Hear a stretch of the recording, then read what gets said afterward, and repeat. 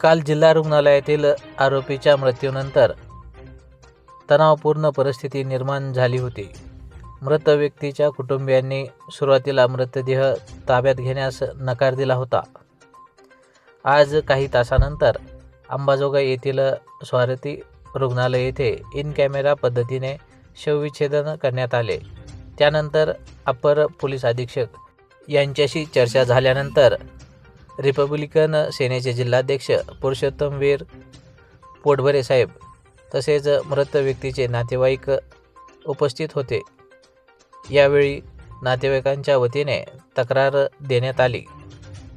यावेळी अपर पोलीस अधीक्षकांनी मृत्यूस जबाबदार असणाऱ्यांवर योग्य ती कारवाई केली जाईल असे सांगितले. यानंतर मृत आरोपीचा मृतदेह ताब्यात घेण्यात आला.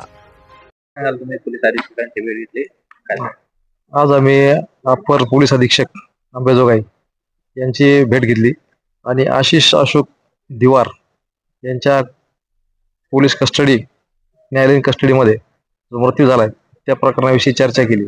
त्यांनी आम्हाला ठोस आश्वासित केलं की ही न्यायालयीन चौकशी चालू आहे, त्यामुळे यात कोणालाही बक्षिले जाणार नाही. जे त्यात याच्यामध्ये मृत्यू प्रकरणास जबाबदार असेल त्यांना कोणालाही कसल्याही प्रकारचं वाचवलं जाणार नाही, ठोस आश्वासित केलं जाईल.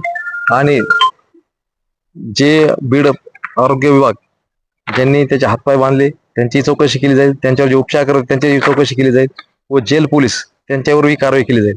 न्यायालयीन चौकशी चालू असल्यामुळे आम्ही यात जास्त काय बोलू शकणार नाहीत, परंतु त्यांच्या न्यायालयीन चौकशी अंतर्गत जे कोणी दोषी आढळतील त्यांना कोणालाही माफ केलं जाणार नाही असं आम्हाला त्यांनी ठोस आश्वासित केलं.